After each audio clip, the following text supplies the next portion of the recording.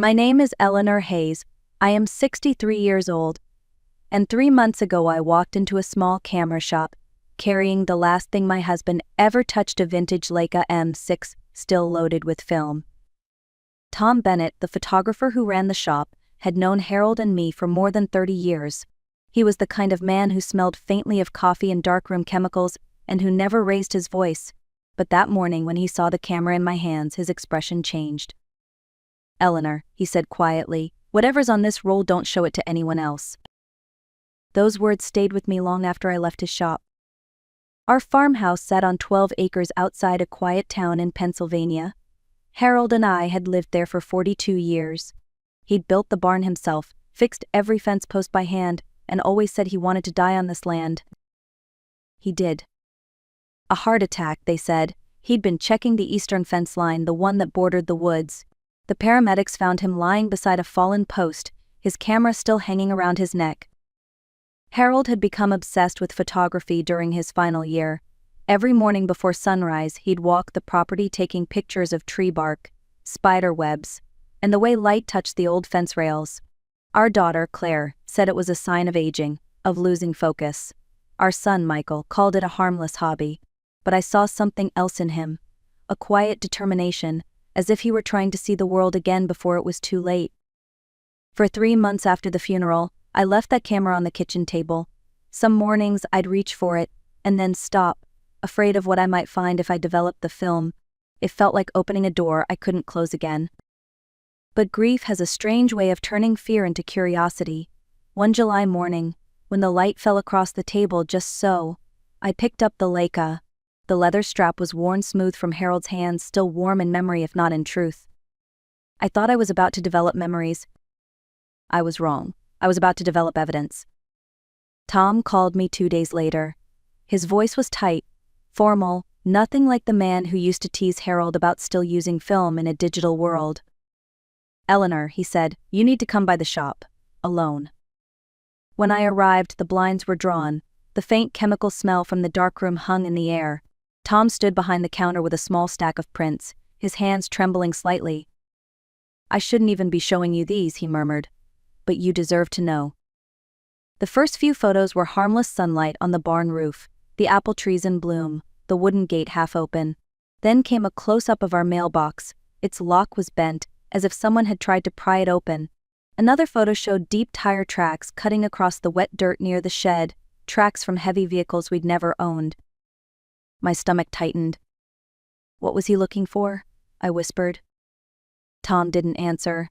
He simply handed me the next print. It showed a black SUV parked halfway in the woods, its license plate gleaming in the flash. I recognized it instantly. It belonged to Robert Lang, president of the local bank, and to his son Evan, my son-in-law. The final photo made me grip the counter for balance. Harold had taken it from a distance, the lens slightly out of focus, but the faces were unmistakable.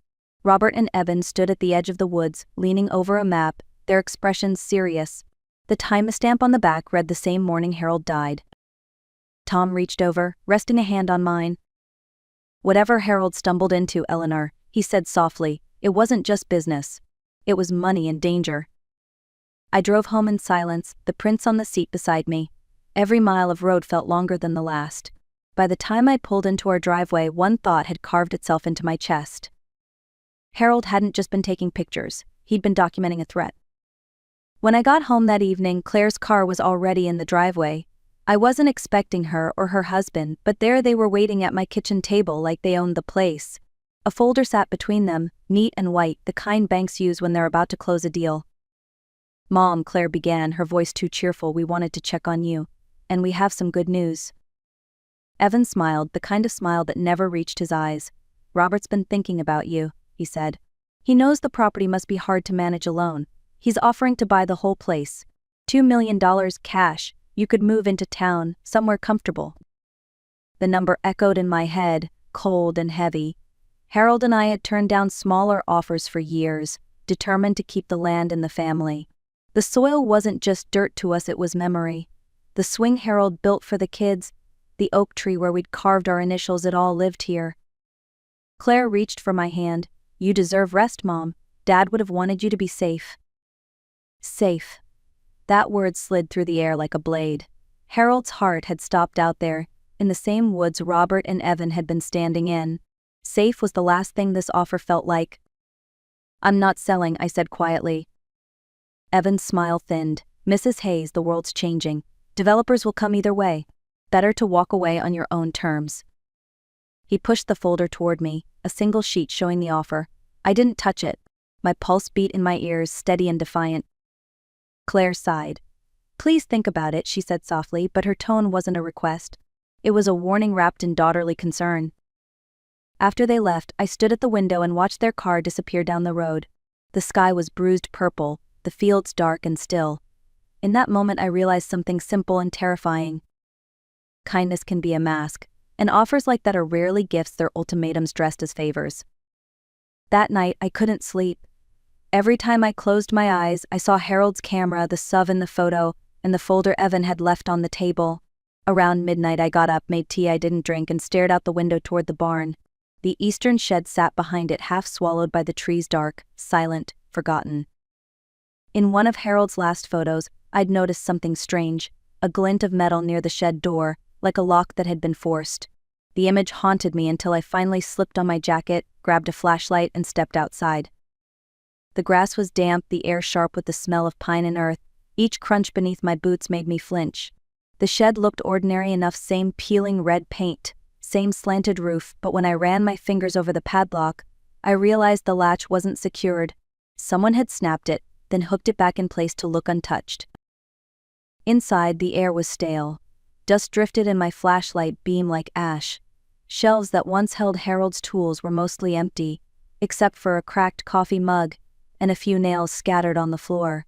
Then my light caught a plastic bag wedged behind a loose board. Inside the bag was a small brass key, a folded note, and a photo of Harold smiling beside our truck. The note was written in his steady hand. "If you're reading this, Ellie, something happened. They've seen me watching. Keys Deposit Box 312, Harrisburg Bank. Don't trust anyone until you see what's inside." My throat closed. I pressed the note to my chest and sat there, surrounded by the smell of oil and old wood. I didn't even realize my flashlight had dimmed until darkness filled the room again. Then I heard a soft crack from outside, tires crushing gravel. I froze.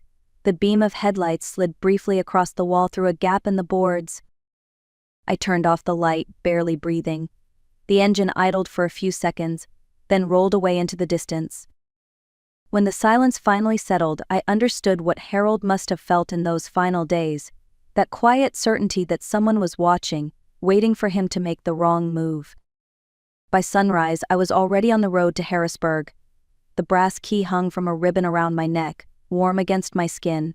The drive took nearly 2 hours, every mile filled with questions I couldn't answer. At the bank, a young teller led me to a small, windowless room with gray walls and a single table. She placed a steel box in front of me and left. The number etched on the side, 312, matched Harold's note. My hands shook as I turned the key. Inside was a manila envelope packed with papers, photos, and a small voice recorder. On the top, in Harold's handwriting, were the words, "In case I don't make it home." The documents were copies of land surveys, corporate letters, and legal forms. I recognized our property listed alongside several others. A report from a geological firm showed test results, natural gas reserves deep under our farmland. And then came a set of unsigned agreements granting drilling rights to a company I'd never heard of. Lang Energy Development, LLC. My heart pounded. Lang, as in Robert Lang. I pressed play on the recorder. The static faded, replaced by Harold's voice, steady but strained. "They came again today, said it's just business. But they're not asking any more? They're warning me. Robert says he can make this go away if I stop talking. Evan told me old men have heart attacks all the time." I covered my mouth. It felt like Harold was sitting across from me, whispering from the grave. I listened to the recording twice, then gathered everything back into the envelope. My reflection in the steel table didn't look like me, it looked older, harder, carved by betrayal. When I walked out of the bank, the sunlight felt wrong, too bright, too clean. The world kept moving, cars passing, people chatting, while I carried proof that my husband had been murdered. For weeks I'd believed Harold's camera was a piece of his art, his way of saying goodbye. But now I knew the truth. He wasn't taking pictures for beauty, he was taking them for survival. When I returned home from Harrisburg, 2 cars were parked in the driveway. Claire, Evan, and my son Michael were waiting on the porch. Their smiles were too wide, their voices too polite. "Mom," Michael began, "we were worried. You didn't answer your phone all day." "I went to the city," I said flatly. "Had some things to take care of." Evan stepped forward, a folder in hand. "That's actually why we're here. My father asked me to bring you an updated offer. He's willing to go up to $2.5 million, but he needs your answer soon." Claire chimed in, "Mom, this could change everything. You could travel, live near us. Please, don't make this harder than it needs to be." I looked at them, my children, the people Harold had loved most, and felt a sharp ache behind my ribs. They didn't see a mother grieving, they saw an obstacle. "I said I'm not selling," I replied. Michael's tone hardened. "Mom, be reasonable. The county's rezoning, developers are lining up. If you don't sign, you'll lose the chance to walk away with anything." Evan smiled slightly. "And if you wait too long, Mrs. Hayes, we might have to pursue other ways to secure access. Legal ways." The room felt smaller, the air heavier. For the first time I saw it clearly, their plan, their greed, their certainty that I was too old and too tired to fight back. "Get out," I said quietly. Claire's eyes filled with tears. "You're making a mistake," she whispered, but I didn't move. After they left, I sat alone in the kitchen until dusk. The sun dipped behind the hills, and the house fell into shadow. Then I heard a soft scrape at the door. An envelope slid under it, no name, no address. Inside was a single note, written in neat block letters. "Take the offer. Leave while you can." My hands trembled, but my resolve didn't. If they wanted to scare me, they'd chosen the wrong woman. By the time the clock struck midnight, I'd made my decision. I would stop hiding. It was time to find someone who could help me tell the truth. The next morning, I drove to the nearest diner in town, the kind with cracked vinyl seats and coffee that never runs out. I had called ahead and asked to meet someone named Nina Qualls, an investigative journalist who'd written a series about environmental corruption in the county. She arrived exactly on time, tall, sharp-eyed, the kind of woman who made you believe she'd seen too much to be surprised by anything. She slid into the booth across from me. "You said it's about land rights," she began, "and that people are trying to push you off your property." "It's about more than that," I said, opening Harold's envelope. "It's about a man who tried to expose them and ended up dead." For the next hour I told her everything about the photos, the bank box, the recorder, the threats. I showed her the documents and the transcripts I'd made of Harold's voice. Nina didn't interrupt once. She only took notes and asked for copies. When I finished, she leaned back, exhaled, and said quietly, "This isn't small, Eleanor. What you have here could shake up half the county. But if we go forward, there's no turning back. You need to be ready for that." I looked at her straight on. "They already took my husband. They can't take my silence too." Nina nodded slowly, as if testing the weight of my resolve. "Then we'll do it right. I'll verify every name, every company, every signature. You'll stay quiet until we publish. And when it hits, it'll be undeniable." We met twice more over the next week. She brought her legal team. I brought coffee and courage I didn't know I still had. Each night after she left, I sat by the window, staring into the woods where Harold had fallen, whispering to him like he could still hear me. When Nina finally called to say, "It's ready," I felt both fear and relief twist together in my chest. The truth was about to have a voice again, and this time it would be loud enough for everyone to hear. The story broke on a Sunday morning. The front page of the Philadelphia Inquirer carried a headline in bold letters. "Drilling for dollars, the secret land deals behind a Pennsylvania death dot." I read it twice before I could breathe. Nina's article laid out everything: Robert Lang's fake development company, the falsified surveys, the threats Harold had recorded. She included copies of the documents, timestamps from the photographs, and even a quote from the county clerk confirming the drilling permit applications. It was all there, printed in black and white for the world to see. By noon, the phone wouldn't stop ringing. Reporters, neighbors, even old friends called, asking if it was true. The local news vans parked on the road outside our gate. The sheriff's department announced a preliminary investigation. For the first time in months, I felt something close to hope. Robert Lang and his son Evan released a statement calling the story a tragic misunderstanding. They said Harold's death had nothing to do with business, and that I was a grieving widow manipulated by media sensationalism. I turned off the television. I didn't need their denials. I had Harold's voice, his proof, and now the world had it too. That night I stayed at Nina's apartment in the city. The lights from the street filtered through the curtains, painting the walls gold. She poured 2 cups of coffee and said, "You did it, Eleanor. It's out there now." I smiled faintly. "No," I said, "we did it." We sat in silence for a long time, listening to the city hum below. My heart was racing, but my hands were steady. For the first time since Harold's funeral, I didn't feel afraid. The storm had started, and there was no stopping it now. Within a week, the district attorney opened a full investigation. Reporters camped outside the courthouse, and the Lang family vanished from public view.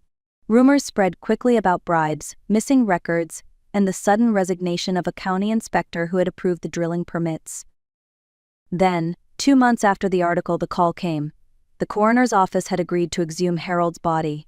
I drove to the cemetery with Nina by my side, the air sharp with the first hint of winter. We didn't speak. There are no words for that kind of moment, the dread of confirmation, the fragile hope that maybe, somehow, you're wrong. The results came back a week later. Traces of digoxin, a heart medication Harold had never been prescribed, were found in his bloodstream. The dose was high enough to stop a healthy man's heart. Evan Lang was arrested first. He confessed under pressure, admitting that his father had paid a local contractor to teach Harold a lesson. The plan had been to scare him, not kill him, but something went wrong. The contractor, a man named Keel Mercer, took a plea deal and led the police straight to Robert Lang's estate. I watched on television as Robert was led out in handcuffs, his once perfect composure shattered under flashing cameras. The man who had built an empire on fear and intimidation now looked small, just another coward exposed by the truth. The trial was long, messy, and painful, but in the end, both father and son were sentenced. The prosecutor read Harold's final recording aloud in court. No one moved, no one breathed. When it was over, Nina turned to me and whispered, "You got your justice." I shook my head. "Justice isn't joy," I said quietly. "It's peace, and peace is enough." Winter settled over the valley like a long sigh. Snow covered the fields, softening the scars left by trucks and survey stakes. The house was quiet again, but it was a different kind of quiet, one that felt earned. I spent the first weeks after the trial putting things back where they belonged. Harold's camera returned to its spot on the kitchen table. His photographs, once tucked away in boxes, now lined the hallway, snapshots of light, fields, and simple beauty. They no longer felt like evidence. They felt like home. Claire divorced Evan soon after his sentencing. She called me one evening, her voice trembling. "I didn't know, Mom. I swear I didn't. I believed her. Grief had blinded her, just as love had blinded me. Forgiveness didn't come easily, but it came." Michael visited next. He didn't speak much, just stood in the barn doorway and said, "Dad would have been proud." I think that was his way of saying sorry. On the first day of spring, I walked the fence line alone. The earth was thawing, the air cool and clean.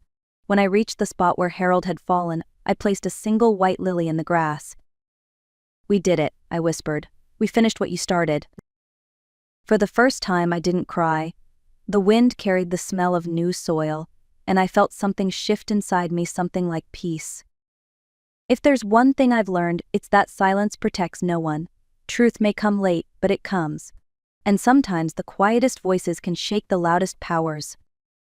So if you believe truth still matters, share this story. Tell someone that courage doesn't fade with age, it only gets stronger.